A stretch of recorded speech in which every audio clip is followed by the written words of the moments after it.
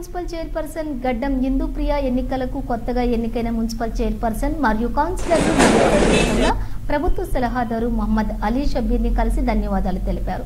ఈ సందర్భంగా షబ్బీర్ అలీ మాట్లాడుతూ మున్సిపాలిటీలో 50 మంది ఓటింగ్ కు 29 ఓట్లు వచ్చాయి।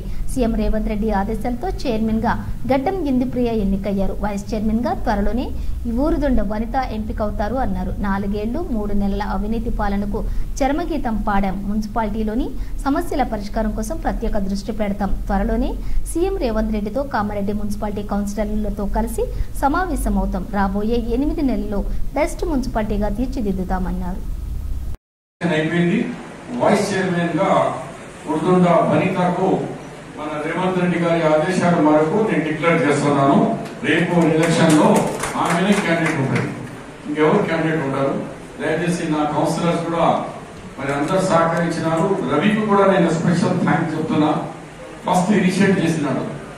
చాలా అవినీతి బాగా పెరిగిపోతున్నది, నేను ఫైట్ చేస్తా, మనకి మెజారిటీ ఏం కాదంటే అస్సలు పాప మన కాంగ్రెస్ కానీ వాళ్ళందరికీ అని మరి బాగా కృషి చేసిన రవి గారికి కూడా పర్సనల్ గా నేను కాంగ్రెస్ పార్టీ తరఫు నుంచి రవికు ధన్యవాదాలు తెలియజేస్తూ ఆయనకు వైస్ చైర్మన్ గా ఆమె సతీమణి వనితకు డిక్లేర్ చేస్తున్నాను।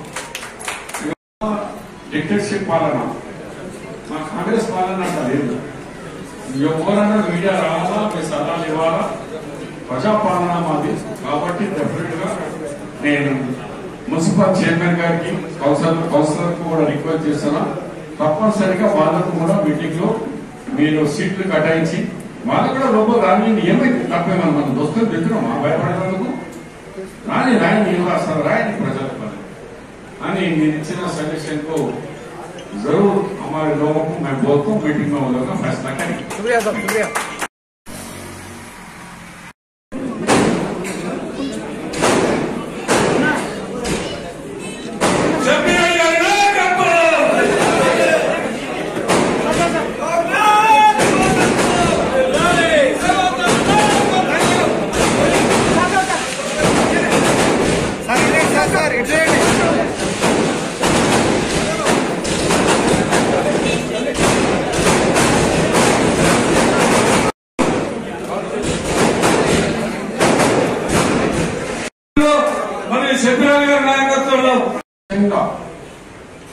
ఎలాంటి డిమాండ్లు పెట్టకుండా కొందరు రాస్తున్నారు, కాంగ్రెస్ కౌన్సిలర్ ఇంత అంత ఏమి లేదు నేను చెప్తున్నా, నేను ఉగాది గిఫ్ట్ ఇస్తామంటే కూడా తీసుకోలేదు।